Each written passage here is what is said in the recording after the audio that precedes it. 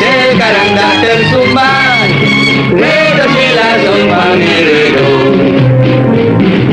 do re mi, tiga bujang terlayak, kerja semua tak layak.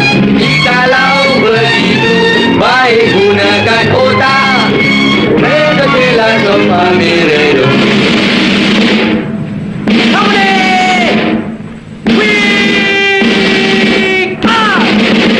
Kedai kita jadi tentera mengawal negara. Tentu kita tak diterima sebab kita bujang tua. Assalamualaikum, nama saya Iqbal Hakim Syahban Budak. Metric saya di 22114881. Okay, kami dari kumpulan 1 ini membentangkan tentang pokok atau seniman lah, orang kata seniman Allahyarham Tan Sri P. Ramlee. Okay, kita kenalkan ada kumpulan kita dari Assalamualaikum, nama saya Muhammad Haji Muhammad Fitri. Metrik saya di 21444.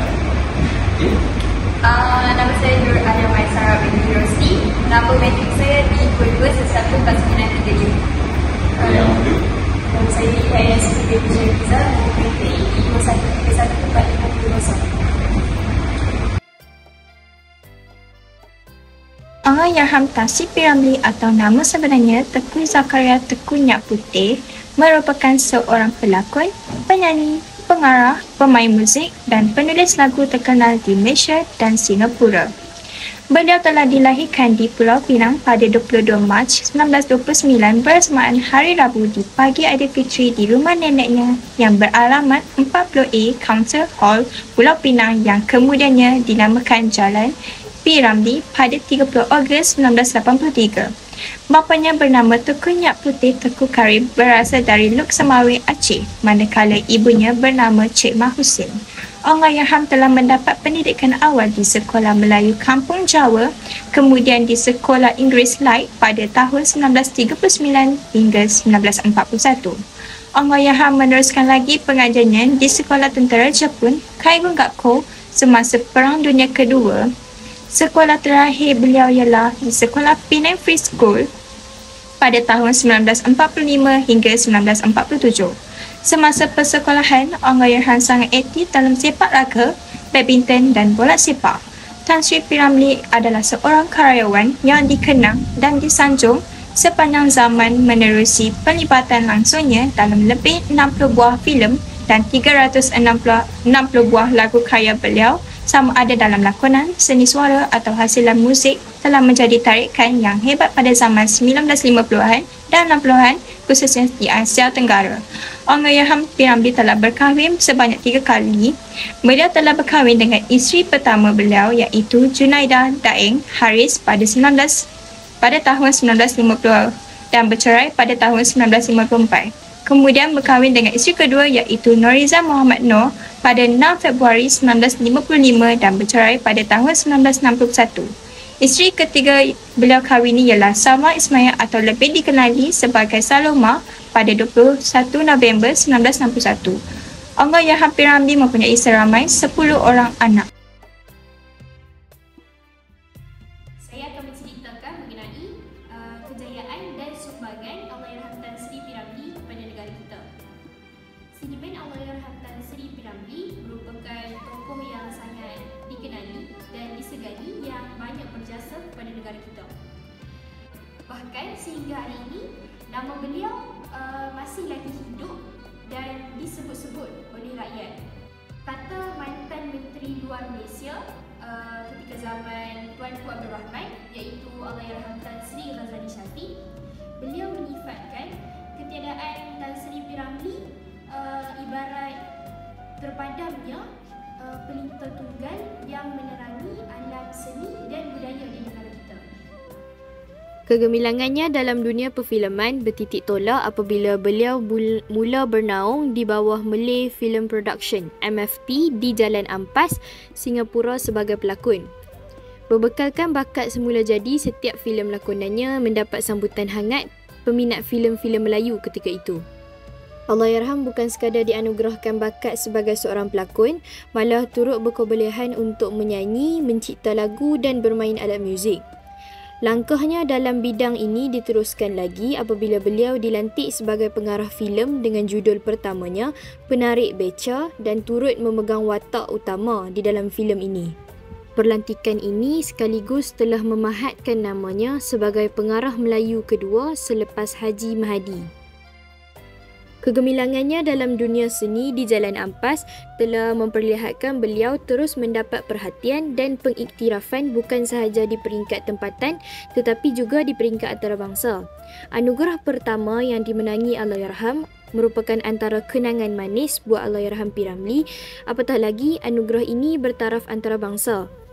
Allahyarham Tan Sri P. Ramlee berjaya menggondol anugerah pencipta lagu terbaik menerusi filem Hang Tuah 1956 arahan Fani Majumdar dalam Pesta Filem Asia ketiga di Hong Kong. Filem arahannya Pendekar Bujang Lapuk yang diterbitkan pada 1959 pula telah berjaya menggondol anugerah filem komedi terbaik Asia ketika Pesta Filem Asia ke-6 di Kuala Lumpur. Seterusnya, lakonan P. Ramlee yang terus mendapat tempat di hati penonton telah membolehkan dirinya menggondol anugerah melalui filem Anakku Sazali 1956 arahan Fani Majumdar. Dalam filem ini, P. Ramlee yang membawa dua watak sekaligus iaitu sebagai anak dan bapa telah berjaya memikat hati juri dengan merangkul anugerah pelakon lelaki terbaik di Pesta Filem Asia Tokyo. Filem arahannya Sumpah Orang Minyak 1958 pula telah memenangi anugerah fotografi hitam putih terbaik di Pesta Filem Asia. Anugerah khas The Most Versatile Talent yang dimenangi pada Pesta Filem Asia di Tokyo pada tahun 1963 pula dimenangi menerusi filem Ibu Mertuaku. Seniman agung negara ini ternyata bukan sahaja mendapat tempat dalam kalangan peminat filem dan pemain industri seni kreatif ini, tetapi juga mendapat perhatian daripada pihak kerajaan. Bersandarkan bakat seni semula jadi yang membolehkan beliau menggondol pelbagai anugerah dalam dan luar negeri, pihak kerajaan juga tidak ketinggalan mengiktiraf bakat seniman agung ini. Semasa hayatnya, beliau telah dikurniakan Bintang Ahli Mangku Negara AMN oleh Duli Yang Maha Mulia Seri Paduka Baginda Yang di-Pertuan Agong ketiga pada tahun 1962. Bagi mengenang jasa dan sumbangannya, Allahyarham telah dikurniakan Bintang Kebesaran Darjah Panglima Setia Mahkota oleh Seri Paduka Baginda Yang di-Pertuan Agong pada tahun 1990 yang membawa gelaran Tan Sri. Kerajaan Negeri Sarawak juga telah mengurniakan darjah yang amat mulia Bintang Kenyalang Sarawak, Dato' Amar Bintang Kenyalang, posthumous kepada Allahyarham. Anak angkat beliau iaitu Dian P. Ramlee telah menerima anugerah tersebut bagi pihak beliau. Hari ini saya akan membicarakan serba sedikit tentang kepentingan yang kita pelajari dari Allahyarham Tan Sri P. Ramlee. Antara kepentingannya ialah kita juga dapat belajar menggunakan bahasa moden klasik, bahasa Melayu klasik. Bukan saja saya, bahkan bangsa lain juga turut belajar bahasa Melayu klasik. Selain itu, filem-filem P. Ramlee wajar diulang tayang kerana ia mendidik rakyat Malaysia, menghargai keharmonian hidup berbilang kaum dan membolehkan rakyat ketahu bersama sebagai satu bangsa. Di sini saya ingin mengatakan kaum ni, bangsa dan kaum ni perlu dididikkan pada zaman dahulu kerana ia akan memberikan kepentingan kepada negara dan manfaat kepada generasi yang akan datang. Selain itu, bukan saja watak pelakon dalam beberapa filemnya terdiri daripada berbilang kaum, temannya bersekitar antara kaum, tapi juga suasana yang diilhamkan bagi menghidupkan ceritanya juga dapat diterima semua kaum. Selain itu, tidak heranlah sekalipun tanpa diagendakan rakyat berbilang kaum yang terhibur dan menikmati karya-karya Allahyarham. Secara spontan dan seperti sepakat pula mengakui bahawa P.Ramlee sebenarnya telah menghidupkan dan menyemarakkan semangat Satu Malaysia. Antara filem yang dapat dikesan yang menyelitkan semangat Satu Malaysia ialah filem Seniman Bujang Lapuk terbitan tahun 1961 dan filem Gerimis tahun 1968. Selain itu, P.Ramlee menggambarkan di dalam negara majmuk seperti Malaysia, perkahwinan campur itu sebenarnya bukanlah asing dan telah membuka mata serta mengupas persoalan masyarakat. Tidak perlu timbul syak wasangka antara kaum. Bagi saya, isu kaum ni perlu ditekankan dan dititik beratkan kerana pada masa kini, kerana saya tidak ingin peristiwa 13 Mei itu terjadi lagi lah.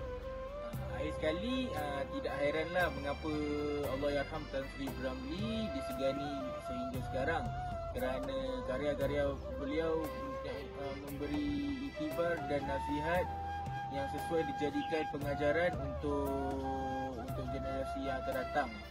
So itu saja serba sedikit daripada saya. Terima kasih dan Assalamualaikum. Okey, jadi kesimpulannya di sini kita dapat mengambil iktibar dan pengajaran dari seniman terkemuka tanah air Allahyarham Tan Sri P.Ramlee ini. Kita dapat mengambil iktibar dan pengajaran dari sudut karya beliau yang banyak mengajar kita dari segi moral, adab, budi bahasa dan lain-lain lagi. Selain itu, iktibar yang dapat kita pelajari atau kita ambil dari karya perfilman beliau juga. Banyak pengajaran dan teguran dari filem-filem yang diarahkan, bahkan dilakonkan sendiri oleh beliau. Kita juga boleh mengambil iktibar dan dari lirik lagunya yang banyak membawa maksud tersirat dan tersurat.